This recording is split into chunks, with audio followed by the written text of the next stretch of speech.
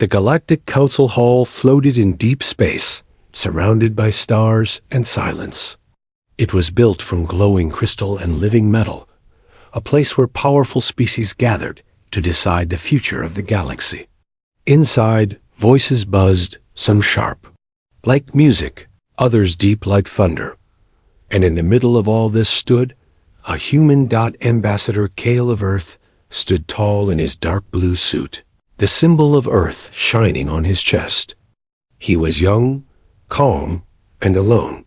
The council leader, a tall insect-like being called Vextha, clicked her mandibles and pointed toward him. Earth requests entry into the council, she said loudly. Let us vote. But before anyone could respond, a high-pitched laugh rang through the chamber. It came from a thin creature with glowing green skin and wide silver eyes. Earth? The alien scoffed. The planet of chaos and war? They still burn coal, don't they? Others began to chuckle. Some hissed softly. Some tapped their claws in amusement. A few didn't even try to hide their laughter. Primitive, said one ambassador. Unstable, said another. Are they still fighting each other over land? Asked a tall, feathery creature, his tone full of mockery. Kale said nothing. He kept his face calm. His heart pounded, but he didn't let it show. He had prepared for this. For centuries, humanity had been watched. Their wars were studied, their weaknesses were recorded, and their progress ignored. Earth had reached space late. Their ships weren't as smooth or as large, but they worked. And quietly, humanity had built more, better, smarter. But they didn't show it. They hid their true growth. While aliens laughed, humans listened. While aliens mocked, humans learned. Kale looked around the council chamber. He didn't raise his voice. Instead, he spoke clearly, every word sharp and slow. Humanity has made mistakes, he said. We've fought. We've stumbled. But we survived. We grew. And we reached the stars. A few aliens rolled their eyes. Some whispered to each other. One yawned on purpose. Kale smiled slightly. You laugh now, he continued, but Earth remembers. We do not forget who helped us, or who mocked us. A silence fell for a moment. Then Vextha tapped her claw again. We will vote. Earth's request for council membership is denied. A deep red light blinked above Kale. Rejected. The laughter returned softer this time, but still echoing. Through the grand hall. Kale bowed politely. Thank you for your time, he said, and turned to leave. As he walked away, one ambassador shouted after him, Come back when your people stop throwing rocks at each other. More laughter followed. Back on Earth, Kale stood in a high-level meeting with the Global Defense Council. The room was hidden beneath the ice of Antarctica. Screens showed galactic ship movement, alien signals, and distant probes. They laughed, Kale reported. They still think we're nothing. General Lin, a stern woman with silver hair and sharp eyes, nodded slowly. Good, she said. Good? Kale asked. We've stayed hidden long enough, she replied. It's time to remind the stars that humanity may be quiet, but never weak. A soft hum filled the room. Hidden hangars began to open across the moon and Mars. Stealth fleets, long kept secret, powered up. A giant ship larger than any human had ever shown publicly lifted into orbit. Its name was Vengeance of Soul. Kale watched the screen. His voice was steady now. They mocked us for ages. General Lin finished his sentence. Now they'll see what that earned them. Asterisk. In the dark corners of the galaxy, not all beings laughed far from the Council's bright chambers in deep space. Stations and intelligence networks, a few quiet voices began to whisper. Did you see it? One asked, tapping a grainy image on a screen. The image showed Earth's ambassador leaving the council chamber. But behind him, Reflected in the polished floor was something strange in outline, a shimmer, something too precise to be human tech. That's not in their official specs, another voice said. Their ships are supposed to be 50 years behind. They're not, the first one whispered. They're hiding something, and no one is paying attention. Back on Earth, Kale sat in his private office inside the Terran Strategic Command. The lights were low. A hologram floated above his desk lists of names, flagged communications, and intercepted transmissions. A message blinked red dot subject. Unauthorized observation. Sector 19B sender. Luna Intelligence Gale tapped it open. A probe, belonging to the Threxian Empire, had drifted too close to Earth's outer defensive net and vanished. The official response from the Threxians? Malfunction. But Kale knew better. He leaned back in his chair. The Council had rejected Earth. Fine. But now, they were watching more closely, probing, testing. They wanted proof of weakness. Meanwhile, in a hidden facility beneath the Sahara Desert, Commander Rena watched as engineers activated a new ship prototype. It hovered in the air, silent and sleek.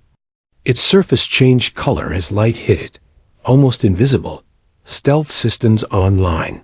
A technician reported. "This is the sixth one?" She asked. "Yes, ma'am. The rest are already in orbit cloaked." Rena nodded. "Let them keep laughing. When they strike, we'll already be in their skies." Far across the galaxy, in the throne room of the Threxian Empire, Emperor Korlok clicked his claws together. "Earth rejected," he said, his voice rough. "Just as planned." A servant bowed. "Yes, my emperor." The other species mocked them. "They are alone." Korlok turned to a star map. "Then the time is near. Earth's position is rich in minerals. And if they are weak, we strike soon." "But what if they are not weak?" asked a smaller Threxian officer. "What if their silence hides something?" Korlok hissed. "Then we burn them before they speak." The Threxians began to move fleets near human borders, slowly, quietly. Not enough to trigger alarms, but enough to be ready. Kale watched all this unfold from his command center. Earth had spies too, and they had learned one important truth. Council hadn't just rejected Earth. They were preparing to crush it. "They want to test us," Kale said to his team. "They want to see if we panic, if we run." General Lin stepped beside him. "But we don't run. Not anymore." "No," Kale agreed. "Now we wait. Let them come close. Let them think we're defenseless." He looked at the star map. Red dots' hostile movements were increasing. And so, Earth watched, prepared. Remembered, because while the galaxy saw Earth as a weak world with soft people, the truth was far more dangerous. Earth wasn't soft. Earth was patient. Asterisk. The distress signal came from a mining colony on the edge of neutral space. Short, scrambled, and silence. The message reached Earth at midnight. Under attack? Unknown. Forces requesting aid. It wasn't a human colony. It belonged to the Velari, a proud race that had mocked Earth for decades. But Earth responded anyway. Captain Dorian Hayes stood on the bridge of the TSS Horizon, a mid-sized human rescue. CRUICR. His eyes stayed fixed on the empty space ahead as the stars stretched past the ship's reinforced hull. "ETA to Velari Mining World?" he asked. 3 hours, replied his pilot. "No other ships nearby. Just us?" Dorian frowned. "Just US, the pilot confirmed. Dorian leaned forward. "Something doesn't feel right." Back at Earth Command, Kale stared at the data feed. Why was no other species responding? The Velari had dozens of allies, richer, older, stronger. Why leave them alone? Unless it wasn't real. He opened a secure channel. "Horizon, be ready. I don't think this is a rescue mission. I think it's bait. The horizon dropped out of warp. The mining colony floated in pieces. Half the station had been destroyed, but not in a way that made sense. No blast marks. No debris from attackers. Just clean cuts to clean. Scan for survivors, Dorian ordered. Asterisk, the ship's AI replied. One life sign. Barely alive. Sending coordinates. They found her in the wreckage, an injured Villari, engineer with a bloody face and cracked armor. She whispered as they carried her aboard. It wasn't pirates. They wore council emblems. Dorian froze. What do you mean? But she had already passed out. Hours later, hidden cameras activated aboard the Horizon. Kale watched from Earth. The injured Villari had spoken one more sentence while sedated. They made it look like you. They want the galaxy to blame humans. Across the stars, Council-controlled media blasted new headlines. Villari colony attacked human ship found at scene. Is Earth already waging secret war? Human tech capable of stealth raids? Kale saw the tide turning. They framed us, he whispered. General Lin stood next to him, arms crossed. They want the galaxy to turn against us first, so we're forced to fight alone. Kale didn't look away from the screen. They want to burn us before we get a chance to speak. But they've miscalculated one thing, Lin added. Kale nodded. They think we're still afraid.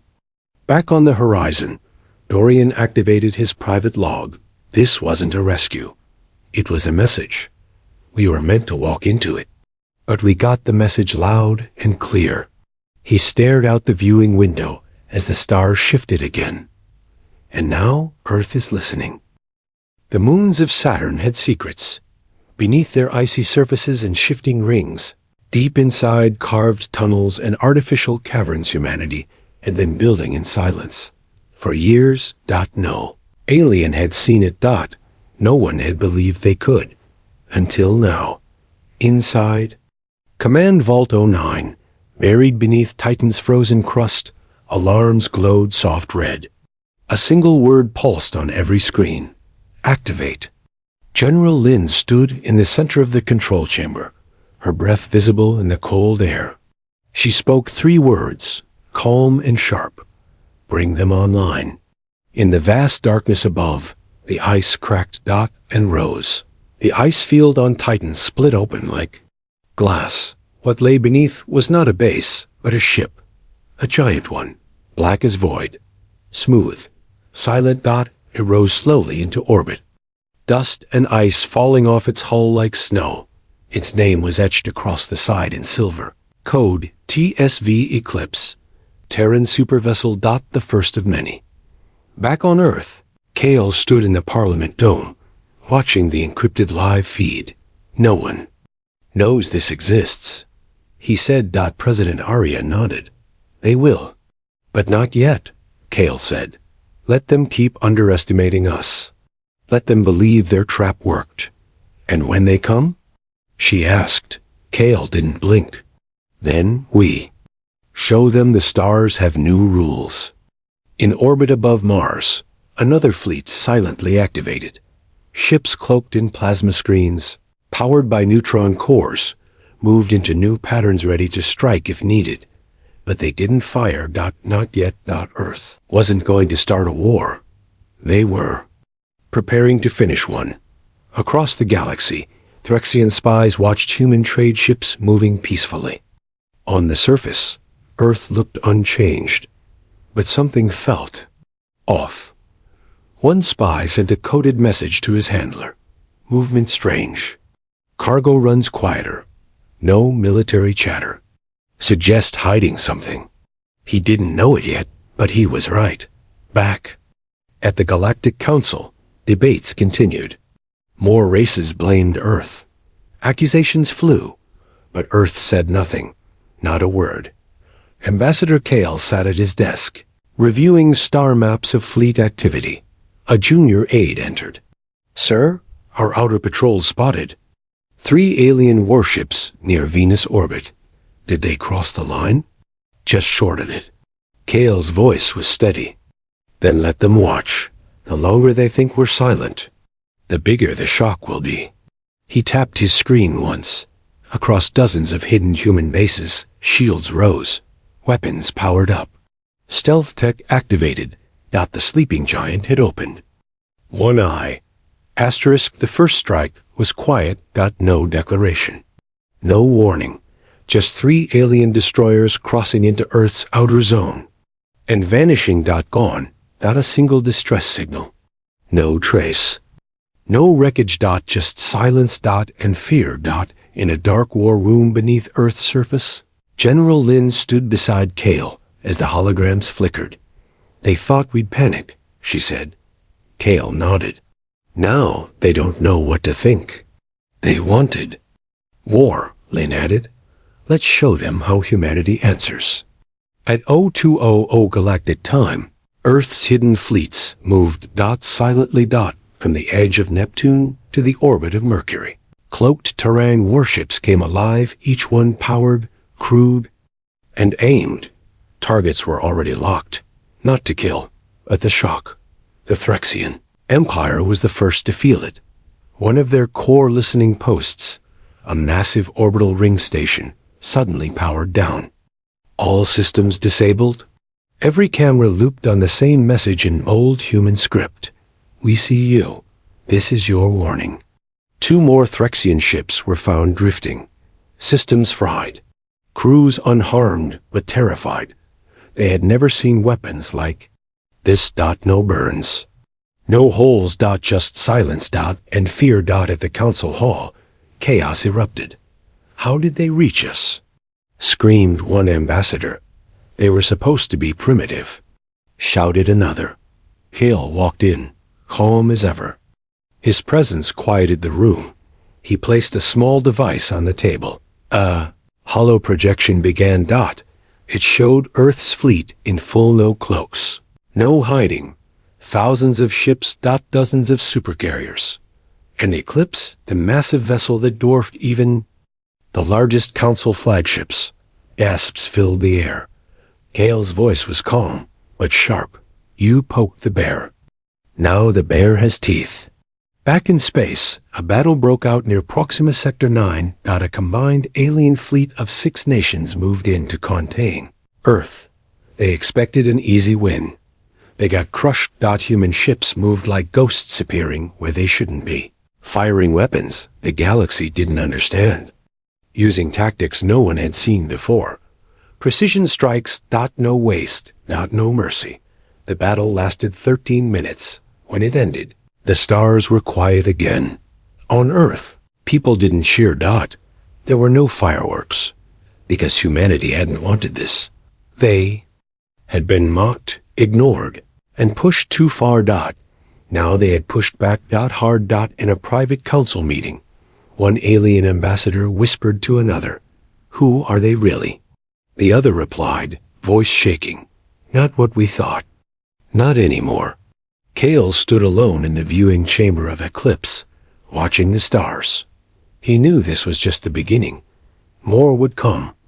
But now the galaxy understood something very, very important.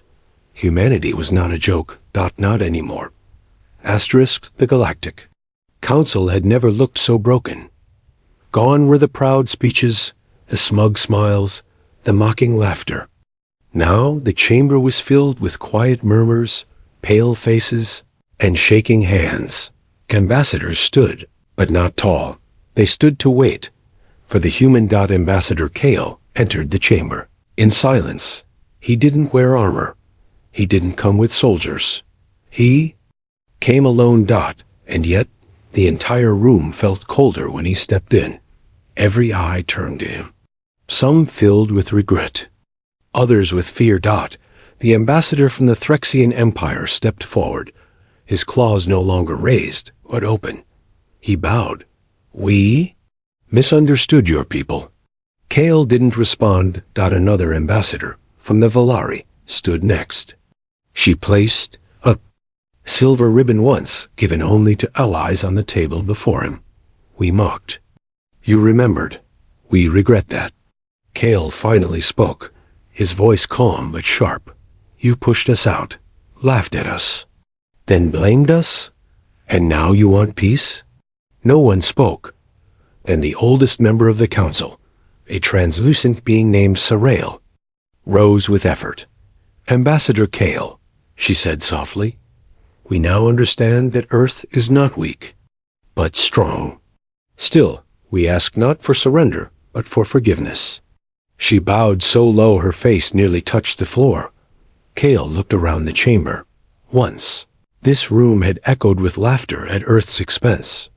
Now it echoed with silence and shame. Later, in a quiet garden on the council's sky station, Kale sat alone. President Arya spoke to him through a secure line. They're afraid of us now, she said. They should be, Kale replied. But do we want them to be afraid? Or to change? Kale was quiet for a long time. Then he said, we never wanted war. We wanted respect. Across the stars, Earth's fleets began to slow. Not disarmed, never that, but they returned to orbit. They hovered near colonies. They waited. The message had been sent loud and clear in a council broadcast seen across 100 worlds. Kale stood before a galactic audience. We remember who laughed. We remember who listened. And now we decide what kind of galaxy we want. He didn't threaten. He didn't shout. But the power in his voice sent ripples across empires. In homes and cities across the galaxy, citizens of alien worlds watched in silence, and they no longer saw humans as primitive. They saw something else. A force that had been underestimated, a people that had been pushed too far, and a warning. Asterisk. The statue stood tall in the center of the Galactic Plaza. It wasn't made of gold. It wasn't a monument of war. It was simple. A human figure, no weapon in hand, no armor on the chest. Just a person standing tall, eyes looking up at the stars. At the base, one line was carved in every known language. Respect is earned, not given, and never forgotten. 3 cycles had passed since the war. Trade routes were open again. Council meetings resumed, but nothing was the same. The laughter that once echoed when humans spoke, gone. Now, when Earth's name was mentioned, heads turned, not with mockery, but with respect, and in some places, fear. Asterisk. Ambassador Kale had returned to Earth, not to celebrate, but to walk the streets of his home again. Children waved at him. Veterans saluted. Scientists bowed. But Kale didn't walk as a hero. He walked as a reminder of what happens when patience runs out. In orbit, the great human ships now floated in plain sight. No more hiding. They were not a threat. They were a message, a silent promise. On the edge of council space, a small incident occurred. A pirate group attacked a neutral colony. The local defense asked for help, and it was Earth who responded first. Not with weapons, but with supplies, doctors, and food. When the alien children saw the Terran symbol on the relief crates, they didn't run. They smiled, back at the Galactic Council. A junior ambassador from a distant world asked her mentor a quiet question. Why did we fear the humans? Asterisk. The elder replied without looking up, because we only saw their weakness. Then why do we respect them now? He smiled. Slightly. Because they showed us strength, and chose not to destroy us with it. On the moon, inside the Earth Diplomatic Academy, new cadets studied the conflict as history. One question hung on the classroom wall. What does it cost to be mocked for centuries? The answer written below was short. Patience and preparation. Kale returned one last time to the council. This time, they didn't delay his entrance. They stood when he arrived, and no one laughed. He placed a datapad on the central table. It held the human proposal. Asterisk. Peace, open trade, mutual protection, equal voice. Not a single ambassador refused. As Kale stepped out of the chamber, a reporter asked, Do you think they'll mock Earth again? Kale paused, then smiled. They won't forget us again. He looked up at the stars. And that's enough. END*.